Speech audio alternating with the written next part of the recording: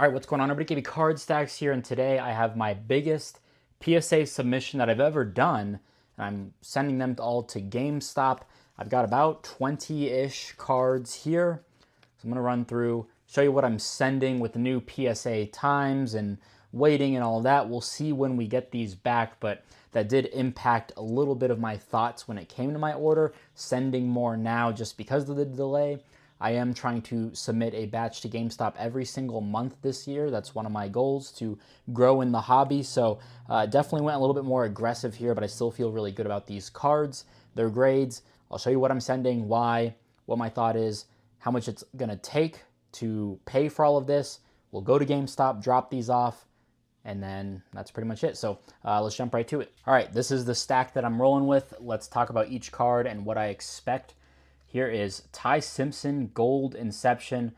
I love buying Inception. It's been a very high gem rate. Just in general, just the actual population of all Inception cards from this year's set. It was only a one-year set in 2022, I believe, like kind of the first year of Bowman University.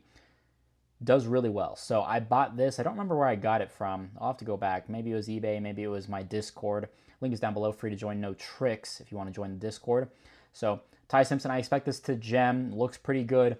Looks like he's potentially QB1. This is what's going to suck. If for whatever reason he's not QB1, you know, they've been saying it's 4 weeks for PSA to acknowledge that they've received your package.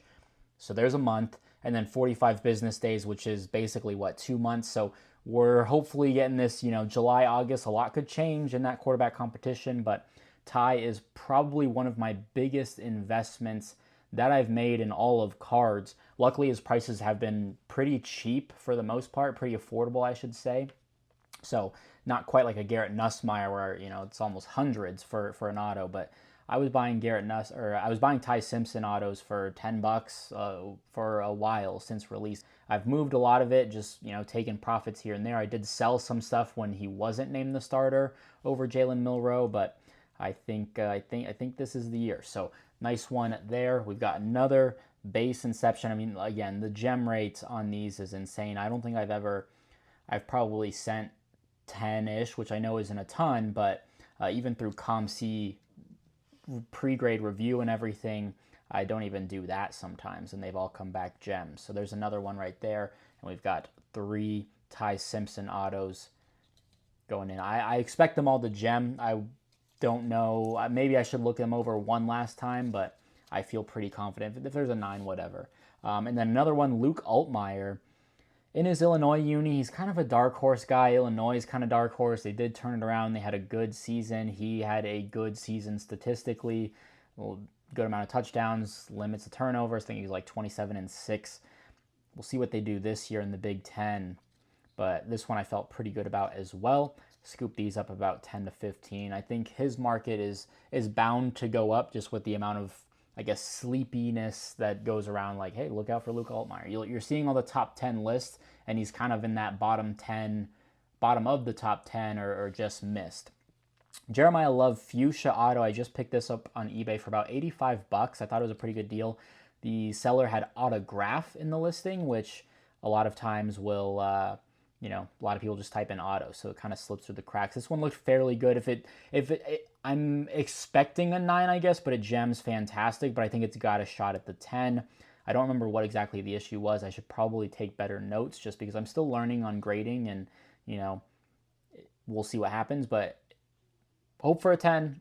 I'm preparing for a 9, but I think it's got a very good shot to 10. So that's where I'm at there. All right, I'm just going to go through these because these are all kind of repeats. Colin Simmons, on card out of Onyx Vintage. This is a fun set, man. I've looked at the checklist, look at the players. Shout out Vital Cards. He had a YouTube video, and it was like, the thumbnail was Colin Simmons. I'm like, no way this kid has auto. Like, one of my favorite players in the country. Like, I can't put into words how much I like watching this kid play. He's an absolute monster. As a true freshman, just absolutely insane. So I've been picking these up for about $20. I have quite a few of these. Centering is an issue on these Onyx cards, but I felt like these were all pretty decent, at least on the front. I don't even remember on the back. The stock looks okay. I could see these being a rough grade. Like, I'm not shocked if they all come back 8s for whatever reason, but I do think those were very good looking, and hopefully hoping for 10s on that one. All right, so we've got 4 TJ Parkers here. These 3 looked really good. This one had like very minor surface issues on the back. I'm going to send it for science. I still like TJ Parker. You're looking at all these top 10 players in the country list. TJ Parker's in it. I feel like I got in a little early on that card market side. You know, PFF had a top edge guys, and I think he was like number 3. He's the number 1 draft eligible guy. They had Dylan Stewart and then Colin Simmons and then this guy. So watched the film. I thought it looked pretty good. When I watch film, I'll throw on a Clemson game, and I'm just specifically looking for that player and seeing what he does. And I'm like, yeah, this looks like the truth. It's not like a Dylan Raiola type hype to me where I'm like, there's nothing there, or like a Luther Burden where I'm like, I don't see it, or anyone else that, you know, I've kind of not been fond of it. Oscar Delp, I'm like, what does this kid do? Nothing special. So TJ Parker is a guy that I like. I was picking these up for like $10. I saw yesterday a pair of this and a purple went for like $40 shipped. Pretty crazy, but you know, it happens.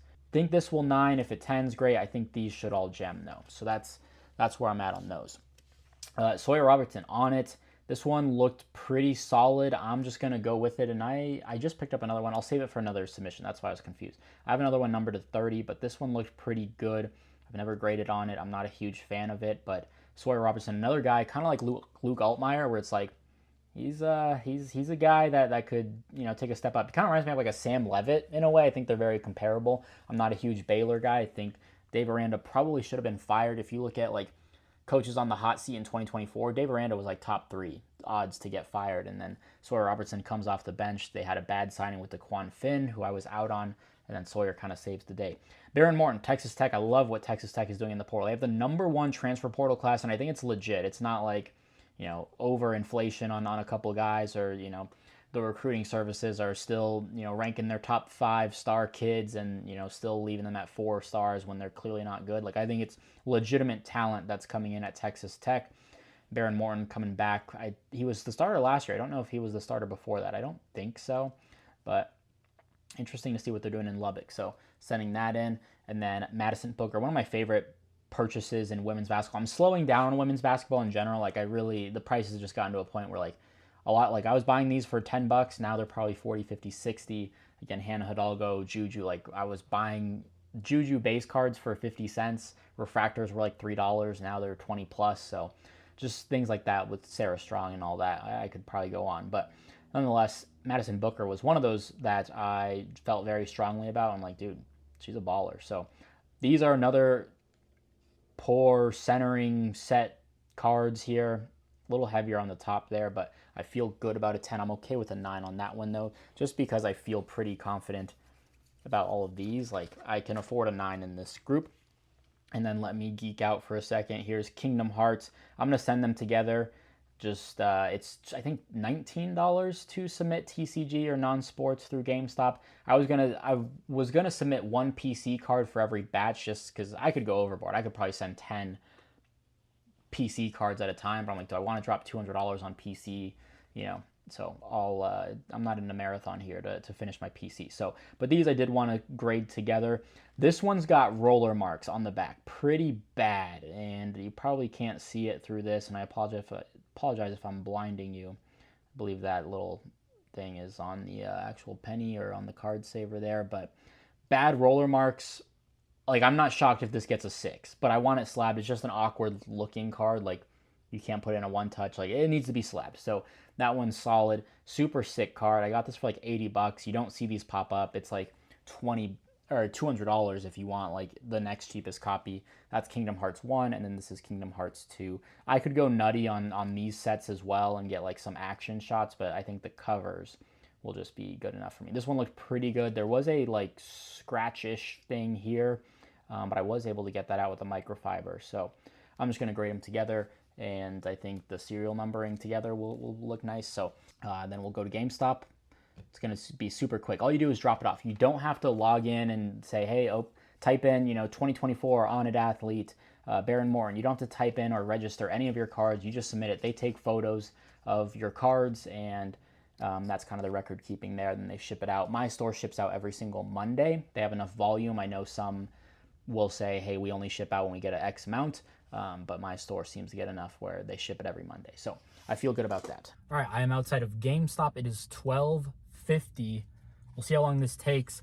Usually it doesn't take super long. It's just them kind of putzing around on their iPad and trying to get all the submission process going. So 12:50, I'm gonna walk in, see how long this takes, get the submission going. Oh, almost forgot my gift card. I put it in a card saver so that I wouldn't forget where I put it. So almost forgot that. Let's go inside. All right, so I'm back. That took 8 minutes from me to drop off everything. Again, zero prep. All I do is put the cards in the card saver.